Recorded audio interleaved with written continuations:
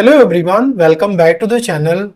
Indian arm forces, paramilitary forces, central arm police force and defence civilians को मेरा जय हिंद जय भारत। असेसमेंट ईयर 26-27 की आईटीआर की फाइलिंग शुरू हो चुकी है और आप सभी लोग अपनी आईटीआर को भरने वाले हो। ये वीडियो आपके लिए गाइड की तरह काम करेगी। इसमें मैं आपको बताने वाला हूँ कि कैसे आपको अपनी आईटीआर फाइल करनी है। तो आपको कौन सा आईटीआर फॉर्म फिल करना है, इसको चेक करने के लिए आपको इनकम टैक्स पोर्टल पे लॉगिन करना है और यहाँ पे आपको एआईएस में चले आना है और इसके बाद आपको यहाँ पे टैक्स पेयर इंफॉर्मेशन समरी पे क्लिक करना है। तो यहाँ पर यदि आपकी सिर्फ सैलरी की इनकम, सेविंग बैंक की इंटरेस्ट और फिक्स डिपॉजिट की इंटरेस्ट की इनकम रिपोर्टेड है तो आपको फिल करना है आईटीआर 1। इसके अलावा क्रिप्टो में ट्रांजेक्शन हुई है, शेयर मार्केट, म्यूचुअल फंड्स में इंट्राडे, फ्यूचर एंड ऑप्शंस या फिर कोई कैपिटल गेन की इनकम हो रखी है तो आपको फिर आईटीआर 2 या आईटीआर 3 फिल करना है। तो स्पेसिफिकली इस वीडियो में हम आईटीआर 1 को कवर कर रहे हैं, लेकिन आपके सैलरी स्लिप में जो भी अलाउंसेस आपको मिलते हैं उसमें कितना एग्जेम्प्ट होता है, कितना टैक्सेबल होता है, ये रूल दोस्तों इस वीडियो में जब मैं आपको बताऊंगा तो ये आईटीआर 1, आईटीआर 2, आईटीआर 3 सभी के ऊपर एप्लीकेबल होगा। तो आईटीआर फाइल करने से पहले आपको अपना फॉर्म 16 ओपन करना है और इस फॉर्म 16 में आपको जो भी सैलरी मिल रखी है इस सैलरी को दोस्तों अपने एआईएस से आपको क्रॉस वेरीफाई करना है। क्रॉस सैलरी ही आपके आईटीआर में रिपोर्ट की जाती है, तो यहां पर आपके एआईएस में ये अमाउंट जो है मैच करना चाहिए। ठीक है, तो यहाँ पे 14,04,162 आ रहा है और यहां पर भी अमाउंट वही आ रहा है, मतलब कि हमारे फॉर्म 16 में जो भी सैलरी है और जो एआईएस पे दोनों मैच कर रही है। अब ये जो फॉर्म 16 है न्यू टैक्स रिजीम में जनरेट हुआ है क्योंकि यहाँ पे 12 लाख तक की इनकम जो है वो टैक्स फ्री हो चुकी है। वैसे ही आपको अपनी पे इन स्लिप ओपन कर लेनी है, तो इसमें आपकी सैलरी के साथ साथ कुछ अलाउंसेस भी होते हैं जो कि आपको मिलते हैं। तो जो अलाउंसेस आपको मिलते हैं उसमें से कितने अलाउंसेस आपके टैक्सेबल होते हैं, कितने नॉन टैक्सेबल होते हैं, उसको भी इस वीडियो में हम सीखेंगे और समझेंगे। आईटीआर फाइल करने के लिए आपको ई फाइलिंग पोर्टल पे income tax return file income tax return पे आपको क्लिक करना है और यहाँ पे आपको असेसमेंट ईयर 26-27 सेलेक्ट करना है। देन आपको यहाँ पे ऑनलाइन मोड पे क्लिक करना है। इसके बाद आपको कंटिन्यू पे प्रेस करना है। यहाँ पे स्टार्ट न्यू फाइलिंग पे आपको क्लिक करना है। यहाँ पे आपको इंडिविजुअल सेलेक्ट करना है। देन आपको यहाँ पे प्रोसीड पे क्लिक करना है। यहाँ पर आईटीआर 1 आपको सेलेक्ट करना है और इसके बाद आपको प्रोसीड विद आईटीआर 1 पे क्लिक करना, ओके पे क्लिक करना, लेट्स गेट स्टार्टेड पे आपको क्लिक करना है। यहाँ पर आप सिंपली अदर्स पे क्लिक कर सकते हो। यहाँ पे कंटिन्यू पे आपको क्लिक करना है। यहाँ पर्सनल इंफॉर्मेशन में आपको चले आना है और इसके बाद आपको यहाँ पे ये सेकेंडरी एड्रेस जो दिख रहा है ना, इस पे आपको एडिट पे जाकर के सेकेंडरी एड्रेस आपको कंफर्म करना है। तो ऊपर में जो आपकी प्राइमरी एड्रेस है सेम टू सेम वही है, तो आपको यहाँ पे यस पे सेलेक्ट कर देना है। तो आपकी ऊपर वाली जो प्राइमरी एड्रेस इसमें फिल हो जाएगी और आपको यहाँ पे सेव पे क्लिक करना है। इसके बाद नेचर ऑफ एम्प्लॉयमेंट सेलेक्ट करना है, तो आपको सेंट्रल गवर्नमेंट यहाँ पे सेलेक्ट करना है और इसके बाद आपको यहाँ पे देखिए ओल्ड टैक्स रिजीम और न्यू टैक्स रिजीम दोनों का ही ऑप्शन मिलता है। तो यदि आप ओल्ड टैक्स रिजीम में अपनी इनकम टैक्स रिटर्न फाइल करोगे तो आपको 12 लाख तक की जो टैक्स फ्री वाली लिमिट है वो एप्लीकेबल नहीं होगी। ठीक है, सिर्फ 5 लाख तक ही आपकी इनकम टैक्स फ्री होगी और यदि आप न्यू टैक्स रिजीम में भरोगे आईटीआर तो यहाँ पे 12 लाख तक की आपकी इनकम टैक्स फ्री हो जाती है।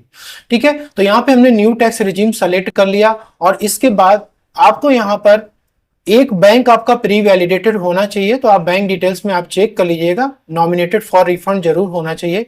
इसके बाद आपको यहाँ पे सिंपली कंफर्म पे क्लिक करना, यहाँ पे ग्रॉस टोटल इनकम पे क्लिक करना है। इसमें जो आपकी सैलरी की इनकम होती है ना, जैसे मैंने आपको बताया कि ये जो है प्री फिल्ड होकर के आता है डेटा, तो आप जब अपनी फॉर्म 16 को ओपन करोगे तो ये अमाउंट आपकी प्री फिल्ड होकर के आनी चाहिए।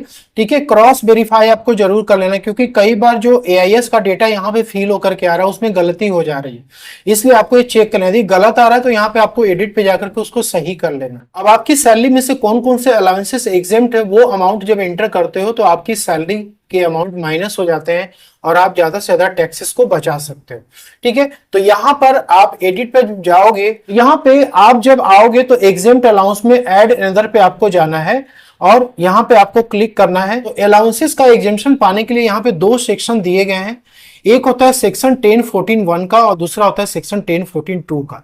यदि आप अपनी आईटीआर को ओल्ड टैक्स रिजीम में भी फाइल करोगे तो आपको यही दोनों सेक्शन दिखने वाले हैं और यदि न्यू टैक्स रिजीम में आप फाइल करो तो ये दोनों सेक्शन दिखने वाले हैं। सबसे पहले सेक्शन 1014(1) को यहाँ पे हम समझते हैं कि कौन कौन से अलाउंसेस है जिसपे कि आपको एग्जेम्पशन मिलता है और कितना मिलता है। देखिए सबसे पहला यहाँ पे टूर, ट्रेवल और ट्रांसफर अलाउंस, तो इसमें जितना आपका एक्सपेंडिचर एक्चुअल हुआ है, मतलब जितना आपने खर्च किया है ऑफिशियल पर्पस के लिए, वो आपका एग्जेम्प्ट हो जाता है, उसका बिल बाउचर आपके पास होना चाहिए। तो यहाँ ओल्ड टैक्स रिजीम और न्यू टैक्स रिजीम दोनों में ही एग्जेम्प्ट होता है। नेक्स्ट होता है यहाँ पे डेली अलाउंस, जो कि टूर पर्पस के लिए आपको मिलता है। यहाँ पर भी आप जो एक्चुअल एक्सपेंसेस करोगे ये आपका दोनों में ही एग्जेम्प्ट होता है। नेक्स्ट होता है यहाँ पे कन्वेंस अलाउंस, ऑफिशियल ड्यूटीज के लिए आपको कन्वेंस अलाउंस मिलती है, तो यहाँ पर भी एक्चुअल एक्सपेंडिचर दोनों रेजिम में एग्जेम्प्ट होता है। इसके बाद यूनिफॉर्म अलाउंस या किट मेंटेनेंस अलाउंस, इसमें ओल्ड टैक्स रेजिम में जो आप एक्चुअल एक्सपेंसेस करोगे वो एग्जेम्प्ट होगा, न्यू टैक्स रेजिम में ये टैक्सेबल होता है, मतलब कोई एग्जेम्पशन आपको नहीं मिलेगा। हेल्पर या ऑर्डरली अलाउंस में एक्चुअल एक्सपेंडिचर जो कि ओल्ड टैक्स रेजिम में एग्जेम्प्ट होता है, न्यू टैक्स रेजिम में नहीं होता है। Academic research allowance actual expenditure old regime में आपको बेनिफिट मिलती है। कंपेंसेटरी फील्ड एरिया अलाउंस में 2600 रुपीज पर मंथ ही सिर्फ एग्जेम्प्ट होता है, वो भी ओल्ड टैक्स रेजिम में, न्यू टैक्स रेजिम में ये टैक्सेबल होता है। Compensatory modified field area allowance 1000 rupees per month, ये एग्जेम्प्ट होता है ओल्ड रेजिम में, न्यू रेजिम में कोई फायदा नहीं मिलता आपको। इसके बाद highly active field area allowance 4200 rupees per month, ये एग्जेम्प्ट होता है ओल्ड टैक्स रेजिम में, न्यू टैक्स रेजिम में टैक्सेबल होता है। हाई एल्टीट्यूड अलाउंस जो कि 9000 से लेके 15000 फीट के ऊपर जो आप वर्क करते हो, तो वहां पे 1060 रुपीज पर मंथ ये एग्जेम्प्ट होता है और न्यू टैक्स रेजिम में टैक्सेबल होता है। Counter insurgency allowance 3900 per month, ये ओल्ड टैक्स रेजिम में एग्जेम्पशन मिलती है, न्यू टैक्स रेजिम में कुछ भी नहीं मिलता है। इसके बाद special compensatory hill area allowance जिसको बोलते हैं, 300 से लेके 7000 रुपीज पर मंथ का इसमें आपको एग्जेम्पशन मिल जाता है ओल्ड रेजिम में। Border area remote locality allowance में 200 से लेकर के 1300 रुपीज पर मंथ का एग्जेम्पशन ओल्ड रेजिम में मिलता है। आइलैंड ड्यूटी अलाउंस में जो अंडमान निकोबार और लक्षद्वीप में इंप्लॉइज पोस्टेड है, 3200 rupees 50 rupees per month, old tax regime में, न्यू टैक्स रेजिम में बेनिफिट नहीं मिलती है। Children education allowance 100 rupees per month per child, hostel allowance 300 rupees per month per child, maximum 2 children तक आपको ओल्ड रेजिम में benefit मिलती है और न्यू रेजिम में आपको कोई बेनिफिट नहीं मिलती है। इसके अलावा ट्रांसपोर्ट अलाउंस है, जो दिव्यांग या डिसेबल्ड पर्सन है, 3000 रुपीज पर मंथ, ये ओल्ड रेजिम और न्यू रेजिम दोनों में ही मिलता है। और ट्रांसपोर्ट अलाउंस नॉर्मल के केस में फुली टैक्सेबल होता है, फॉर नॉन डिसेबल्ड पर्सनल दोनों ही केस में यहाँ पे टैक्सेबल होता है। तो यहाँ पे जितने भी मॉनेटरी लिमिट आपने देखा ये बेसिकली सेक्शन 1014(2) के लिए एप्लीकेबल है।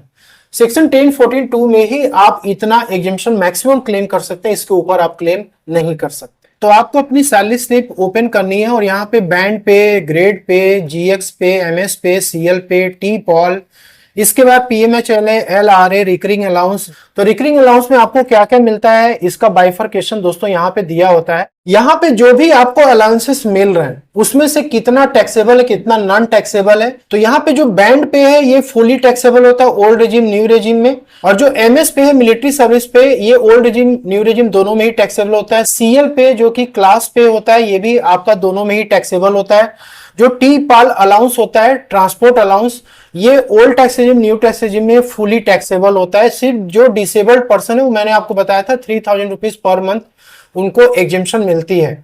और ओल्ड टैक्स रेजिम में और न्यू टैक्स रेजिम दोनों में ही डिसेबल्ड पर्सन को एग्जेम्पशन मिलता है। डियरनेस अलाउंस की बात करें तो ये दोनों में ही टैक्सेबल होता है। पीएमएचए जो कि पर्सनल मेंटेनेंस या हाइजीन अलाउंस जो आपको मिलता है, ये भी दोनों में ही टैक्सेबल होता है।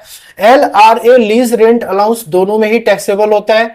जीएस पे, गुड सर्विस पे जो आपका होता है, ये भी दोनों में ही टैक्सेबल होता है। और इसके बाद है HAUCA high altitude allowance. Old tax regime में आपको 1900 रुपीज पर मंथ की यहाँ पे एग्जेम्पशन मिल जाती है और न्यू टैक्स रेजिम में आपको कोई भी एग्जेम्पशन यहाँ पे नहीं मिलता है। अब एचआरए के केस में आप यदि मिलिट्री के क्वार्टर में रहते हो तो उस केस में कोई भी रेंट आप पे नहीं करते हो, तो ऐसे केस में भी एचआरए आपका फुली टैक्सेबल हो जाता है।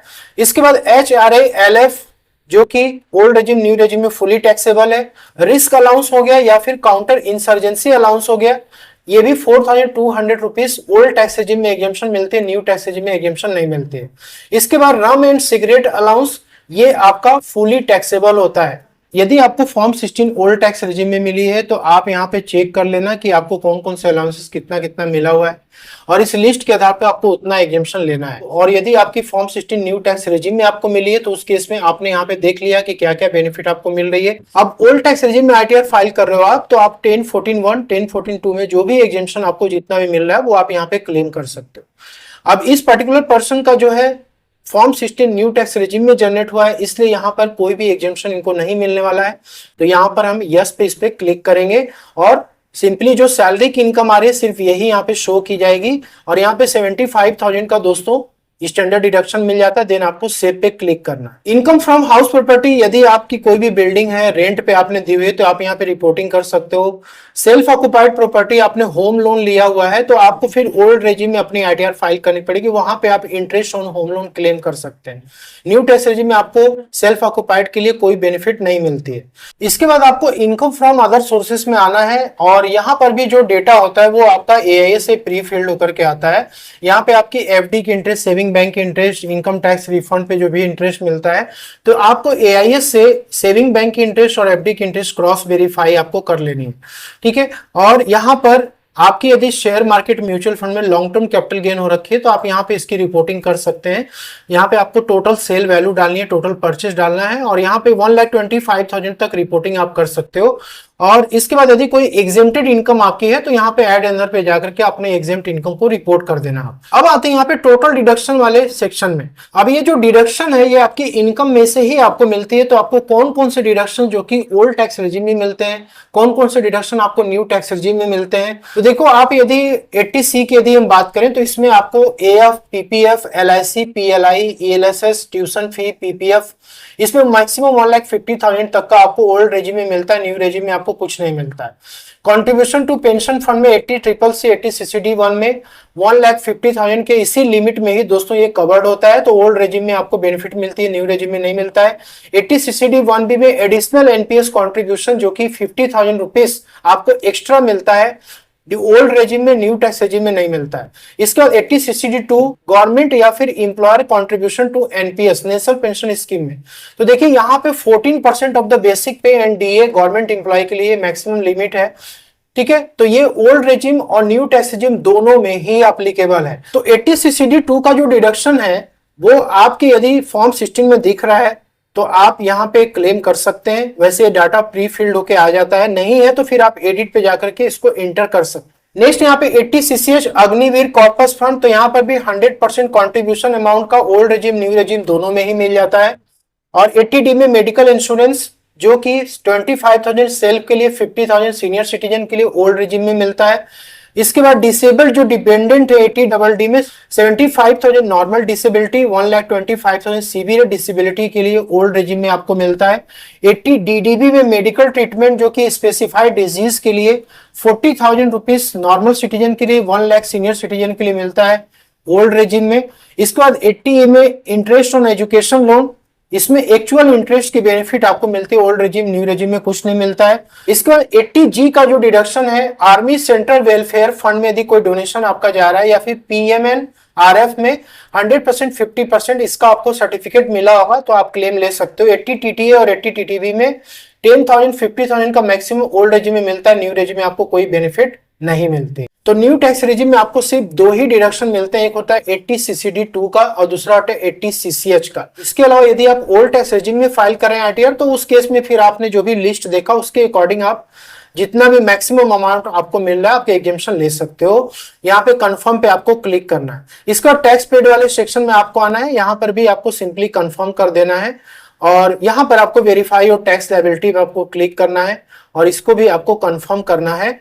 यहाँ पे आपको प्रोसीड टू वेरिफिकेशन पे जाना है और यदि आपकी कुछ भी एक्स्ट्रा यदि टैक्सेस पे करने के लिए बोल रहा है तो यहाँ पर आपको टैक्सेस पे करने होंगे। यदि आपकी टीडीएस ज्यादा कट गई है लेकिन आपका टैक्स कम आ रहा है तो ऐसे केस में आपका रिफंड बनेगा, ठीक है। तो आपको यदि रिफंड बन रहा है तो रिफंड इशू हो जाएगा। यदि आपके टैक्सेस आ रहे हैं तो आप इसको पे करिए, पे करने के बाद आप वैलिडेशन करिए, फिर उसके बाद अपनी आईटीआर को आप फाइल करें। होप कि आपको ये वीडियो पसंद अच्छी लगे तो लाइक से जरूर करिए। और दोस्तों ITR 2 की कैसे फाइलिंग करनी है आपको मैं डिस्क्रिप्शन में उसका लिंक दे दूंगा, सेम प्रोसेस से आप फाइल कर सकते हो। Thank you so much.